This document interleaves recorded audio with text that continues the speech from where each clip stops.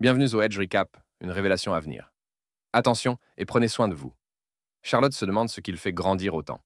Puis elle se rend compte de quelque chose à propos de Raoun. Puis elle passe devant lui et s'assoit. Il commence à faire du développé couché, il part et elle le suit.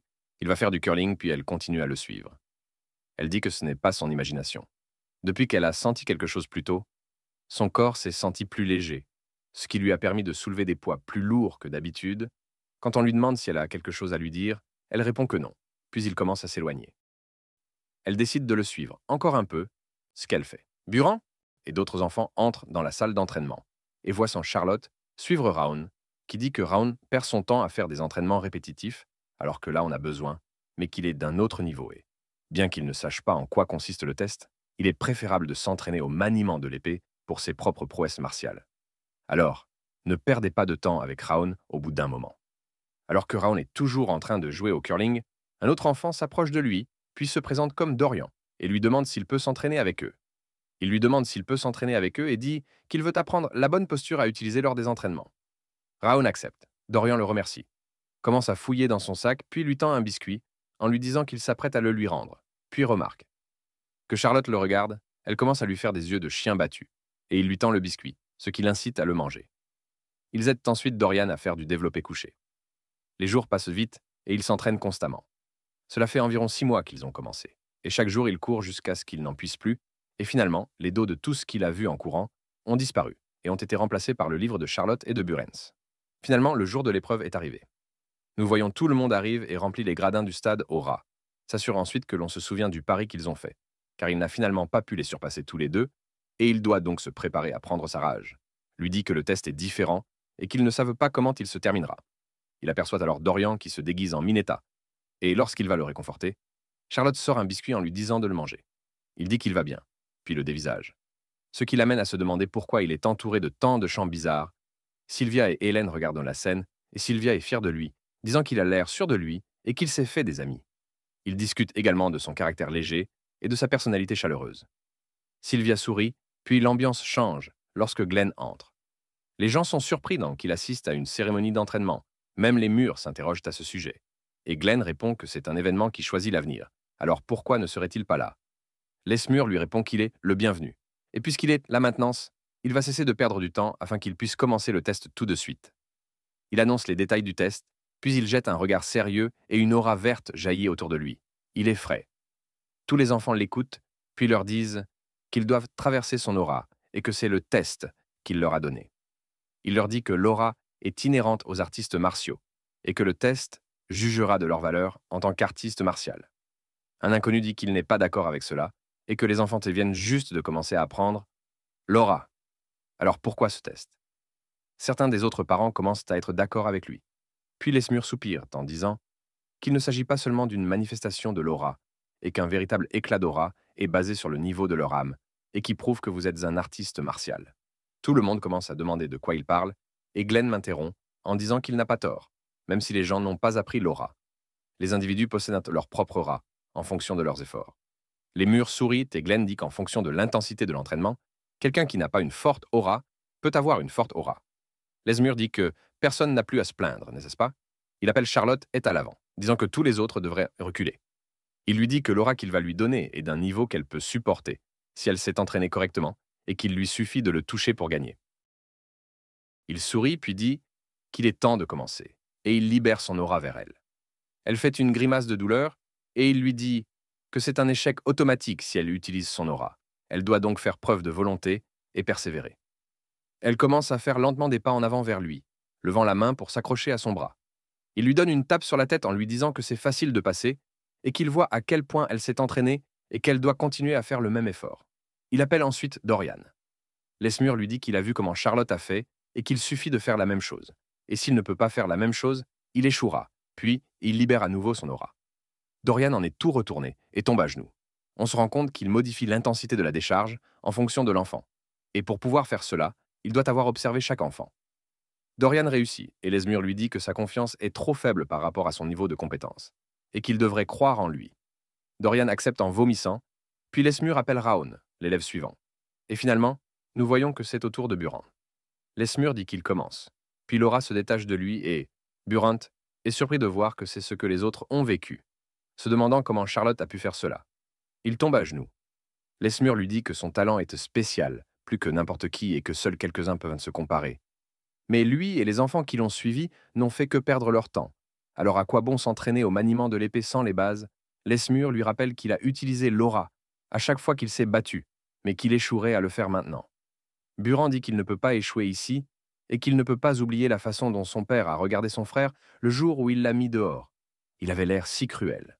Buran transforme sa peur en volonté, puis il s'élance et passe en attrapant la jambe de Lesmure. Lesmure lui dit qu'il n'est pas adulte et qu'il doit s'entraîner comme tout le monde. Puis, il soupire et dit que c'est au tour de Raon de commencer à avancer. Lesmure lui demande s'il est prêt, ce à quoi il répond par l'affirmative. Les Smurfs commencent alors, mais cette fois-ci, l'explosion d'aura est nettement plus importante que pour n'importe qui d'autre, même les gens qui regardent sans rendre compte. Glenn aussi leur demande si c'est vraiment son test. Puis Lesmure dit qu'il a vu que son talent est bien supérieur à celui de Burant.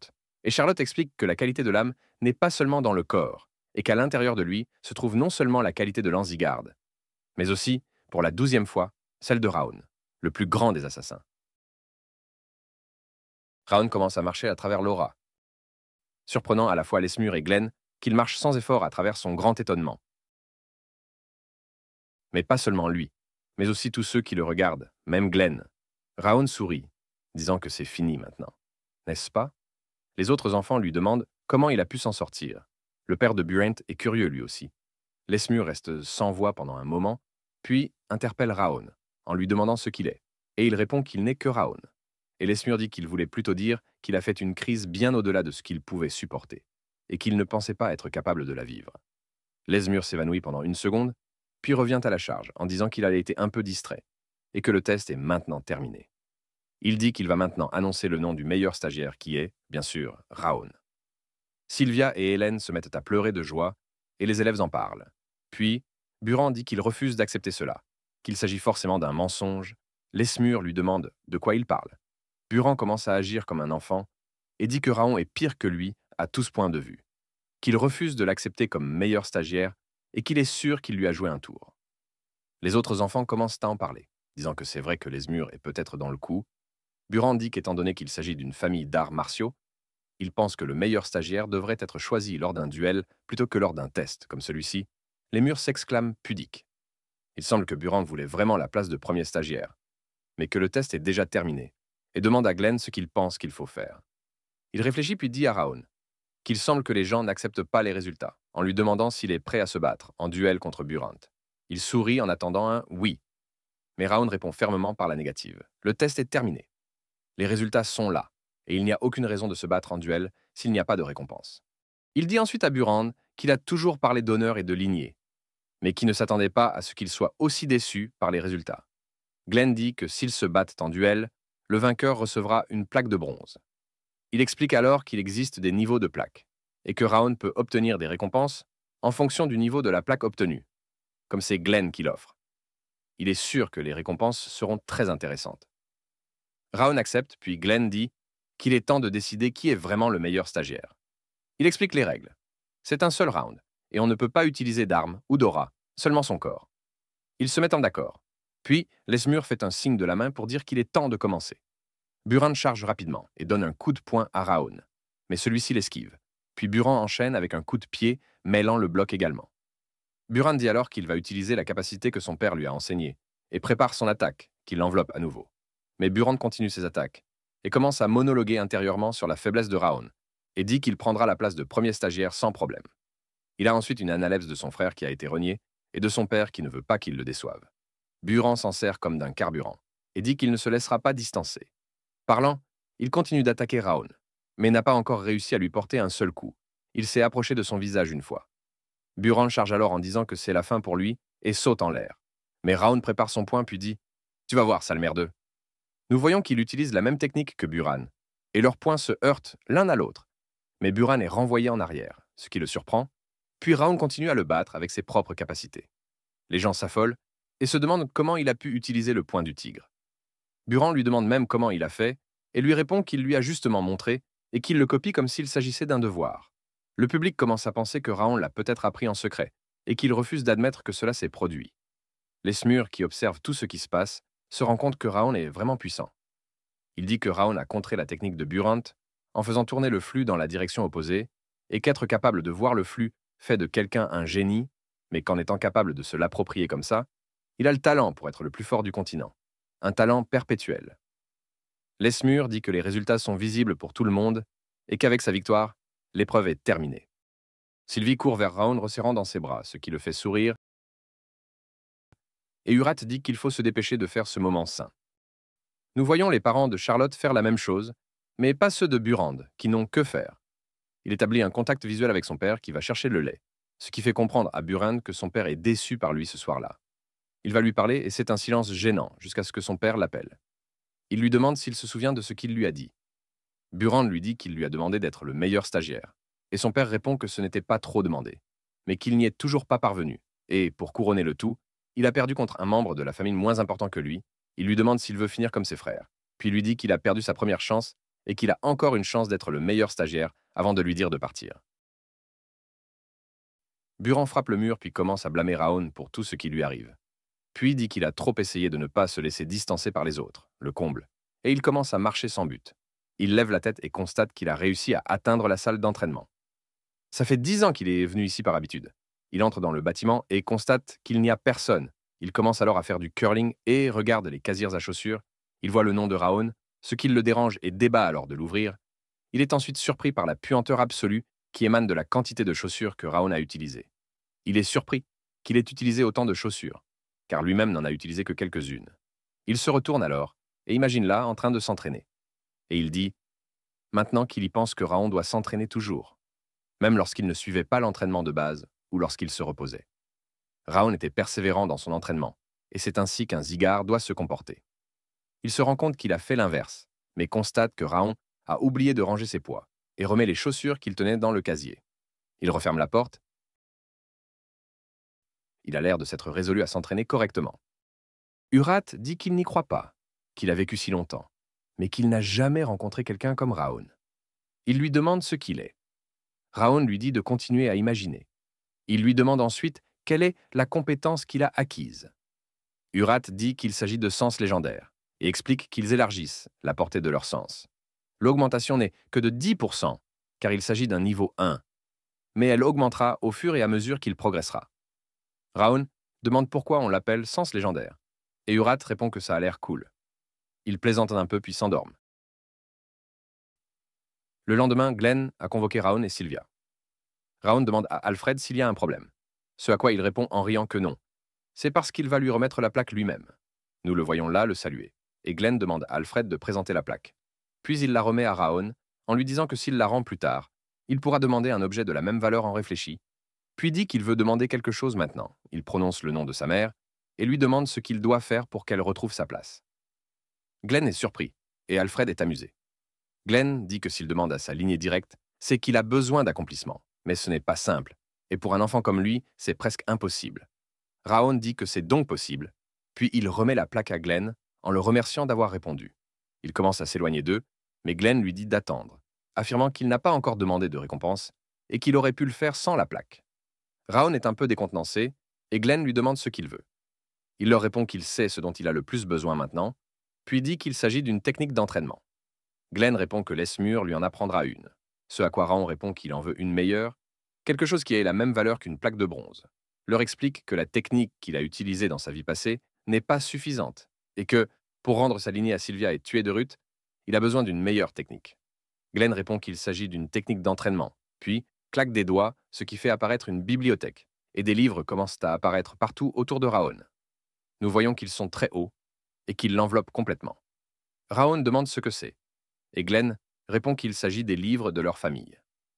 Il lui demande ensuite de placer sa main au centre et le livre dont il a le plus besoin en sortira.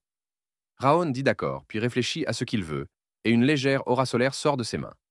On voit un vieux livre se détacher, puis s'ouvrir au-dessus de lui dans le ciel. Glenn est choqué, tout comme Alfred. Glenn crie même, se demandant pourquoi c'est ce livre, alors qu'il s'ouvre sur la tête de Raon. Il descend jusqu'à la hauteur de ses yeux, et Raon demande de quel genre de livre il s'agit, puis touche une page. Le livre commence à tourner les pages, puis elles s'envolent, et l'aura dorée de tout à l'heure émerge du livre. Les pages volent autour de la tête de Raon, et Glenn regarde. Il se souvient alors de ce qu'on lui a dit dans le passé, sur la façon dont sa fille était traitée, et il a tout ignoré, disant que depuis qu'elle est partie pour un homme, ils peuvent cesser de lui rapporter quoi que ce soit à son sujet.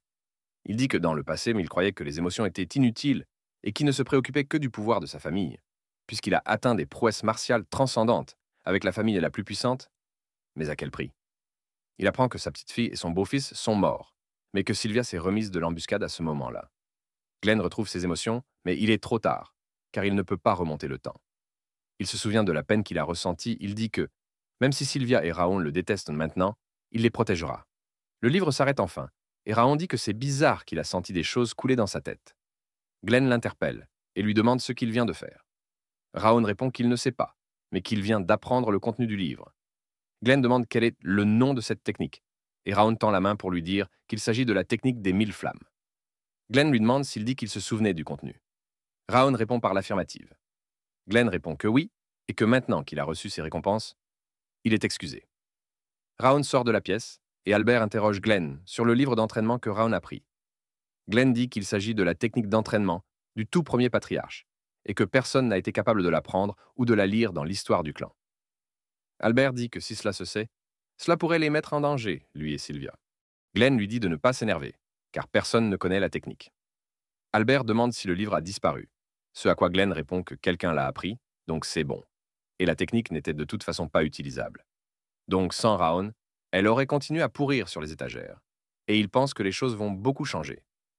Raon se demande pourquoi Glenn lui a donné cette technique, puisque une plaque d'or a la même valeur. Il ne manque de rien, même par rapport au ADF, dit-il. Mais on le voit ensuite essayer de s'accrocher mentalement au feu, mais il échoue. Il dit qu'il n'arrive pas à le collecter, même s'il essaye, et qu'il ne pensait pas qu'il serait facile d'apprendre une technique de ce niveau. Urat dit qu'il semble que les choses ne se passent pas comme il le souhaite, et que si quelqu'un l'interrompt pendant cette opération, il finira par être handicapé, ce qui est dommage, car il vient d'acquérir une excellente technique. Raon dit qu'Urat a raison, puis explique que, s'il se trompe, les circuits de mana risquent d'être définitivement détruits. C'est d'autant plus dangereux pour lui qu'il a la malédiction du froid glacial. Raon dit que s'il le sait, il ne faut pas l'interrompre. Urat dit qu'ils verront cela, et Raon dit d'attendre. Urat commence à sourire en disant qu'il l'interrompra, juste une fois pendant qu'il s'entraîne. Raon dit alors qu'il finira avec un corps endommagé, donc c'est une perte pour lui aussi. Urat dit qu'il s'en moque, et qu'il est prêt à tout. Il ne pourra pas le surmonter puisqu'il est humain. Mais Urat peut toujours réparer son corps pour l'utiliser ainsi. Lorsque Raon sera incapable d'utiliser son noyau d'énergie et qu'il abandonnera, il pourra le prendre. Raon dit que s'il doit le faire une seule fois, il s'en réjouira. Urat dit qu'il ne devrait pas faire semblant d'être fort, et qu'il devrait avoir peur plus à ce qu'il ne sait pas quand il le fera. Raon le reconnaît comme un ennemi, disant qu'il sautera sur la première occasion de s'emparer de son corps qu'il pensait avoir abandonné, puis à ce qu'il n'a rien tenté récemment, mais qu'il doit rester sur ses gardes. Il décide de s'en préoccuper plus tard, disant qu'il a des choses plus urgentes à faire. Urat demande s'il va le faire maintenant, et Raon répond que oui, puisqu'elle vient tous les soirs, alors il va s'en occuper, et que cela fait un moment qu'il n'a pas travaillé. Il voit sa servante accroupie près de la rivière, nous la voyons écrire un papier expliquant qu'il n'y a rien d'inhabituel à signaler. C'est Julienne, la servante de l'annexe, et elle dit qu'elle n'aurait jamais cru qu'il obtiendrait une technique d'entraînement aussi précieuse, avec une simple plaque de bronze, de plus le flux de mana qu'elle a ressenti, pendant qu'il s'entraînait sortait de l'ordinaire. Elle commence à l'écrire sur le papier, disant que même si ce sont ses ordres, c'est un enfant. Alors combien de temps devra-t-elle le faire? Elle le jette dans la rivière alors qu'il commence à dériver. Elle soupire alors qu'elle s'apprête à partir. Un couteau est pointé sur sa gorge, et Raon lui dit que si elle ouvre la bouche, elle mourra. Ou si elle bouge aussi. Il lui dit de regarder l'eau. Elle se demande qui c'est qui peut avoir une telle soif de sang. Elle voit, alors dans le reflet, qu'il s'agit de Raon. Elle se demande comment il a pu se faufiler jusqu'à elle. Il lui dit qu'il sent ses yeux sur lui depuis qu'il est revenu. Il lui demande si elle a obtenu les informations qu'elle voulait. Elle est surprise qu'il ait su pour elle dès le début, même si elle n'a pas laissé de traces. Pourquoi a-t-il fait semblant de ne pas savoir? Il lui dit d'ouvrir la bouche, puis il lui fait avaler une sorte de pilule qui lui enfonce dans la gorge. Elle commence à avoir des nausées et à tousser, puis il sort le billet de l'eau. Il dit qu'il ne peut pas voir le contenu et qu'il a besoin de quelque chose pour le rendre visible. Il commence à nommer tous les éléments, puis elle réagit subtilement à l'un d'entre eux et il comprend de quoi il s'agit. Elle lui demande comment il l'a su, puis commence à faire la même chose avec des noms. Puis il comprend qu'il s'agit de Carole, et elle dit qu'il est impossible qu'il l'ait su. Son visage n'a pas changé et elle a été entraînée pendant des années. Elle commence à se rappeler les symptômes qu'elle a ressentis à cause de ce qui lui a fait manger et dit qu'il n'y a qu'une seule explication et que c'est le ver de rage qu'elle a mangé. Elle lui demande si lui a donné un ver de rage. Il est surpris qu'elle le sache, car elle ne devrait pas avoir connaissance de ces vers. Elle commence à avoir des nausées et essaie de vomir. Elle dit que c'est la pire des malédictions qui non seulement permet à la personne de connaître les émotions des autres, mais peut aussi les tuer avec une intense souffrance. Elle se met à pleurer. Il lui dit que l'envoi d'une lettre doit signifier qu'elle est une espionne, et il suppose que le plan a commencé pendant la cérémonie de jugement. Il complimente la précision du rapport qui comprend également des informations sur sa mère et les autres servantes. Elle dit qu'elle pensait que c'était une mission facile, qu'il n'y a qu'un enfant, et Sylvia qui a le cœur brisé. Mais ce n'est pas qu'un enfant, c'est un monstre. Elle lui dit qu'elle va changer le contenu immédiatement et mettre de fausses informations. Il dit que ce n'est pas la peine, car l'information finira par être divulguée, et cela prouverait qu'elle n'est pas compétente. Il s'accroupit devant elle et il sourit, disant qu'à partir de maintenant, elle est une espionne double. Elle peut donner des informations que d'autres découvriront et cacher les choses importantes. Elle dit qu'elle comprend, puis il la salue d'un signe de tête. Il espère que la prochaine fois qu'elle reviendra, elle aura des informations utiles. Urat lui demande quand il a invoqué un ver de rage. Il répond qu'il n'utiliserait pas quelque chose d'aussi cruel et que ce n'était qu'une pilule qui cause de la douleur. Il lui demande comment il a pu lire ses pensées sans l'aide du ver. Il lui répond que Raon peut obtenir des informations de toutes sortes de choses. Urat frémit, puis le traite de monstre.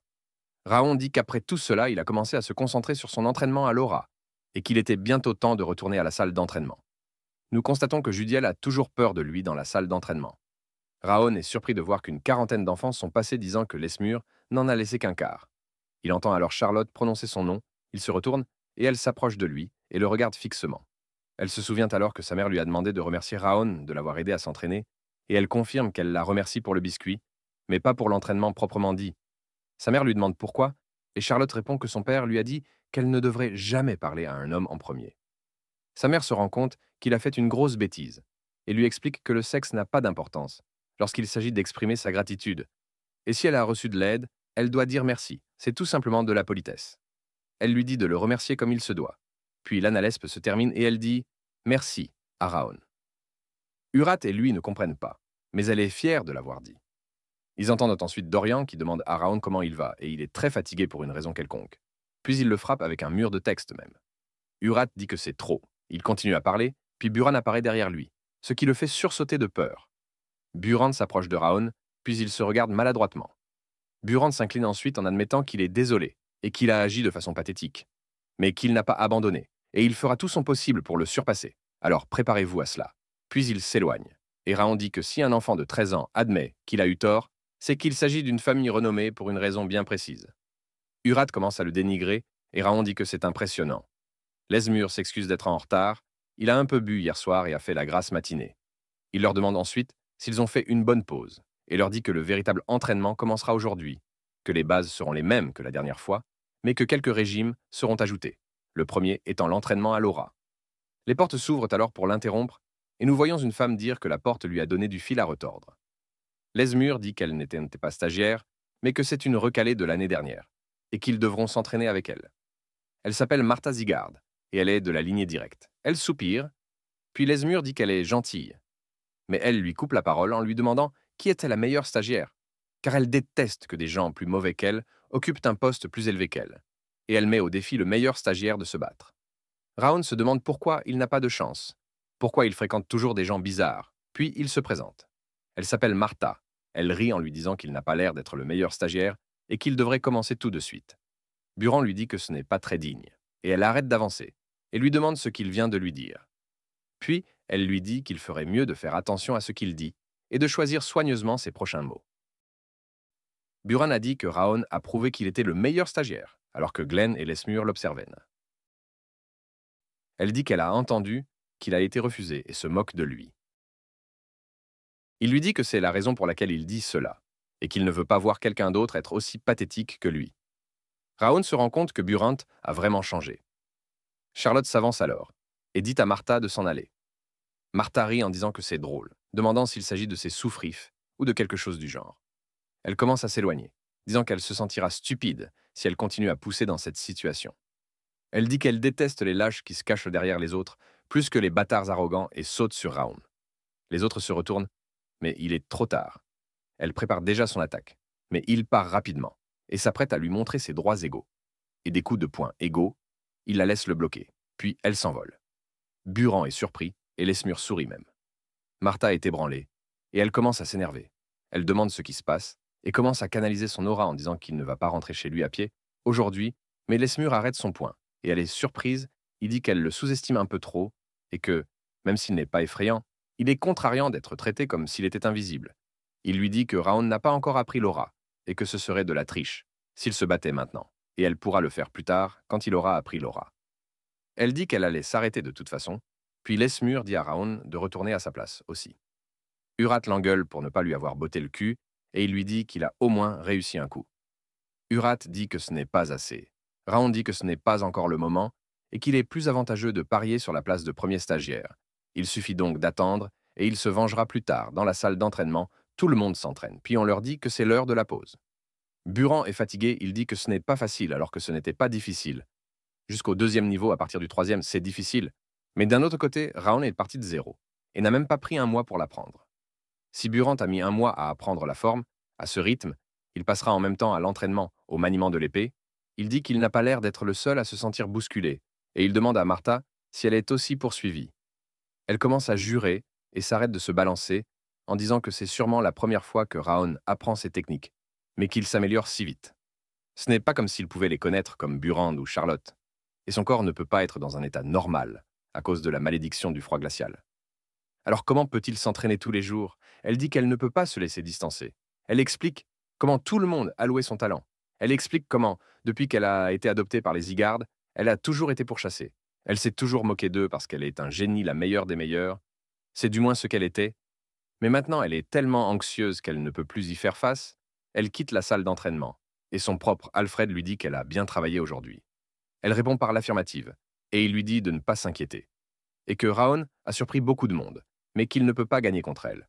Lui demande ce qu'il veut dire et il lui répond que Raon a une faiblesse critique qu'il ne peut pas surmonter. Si vous avez regardé jusqu'à la fin, commentez One Piece pour me le faire savoir.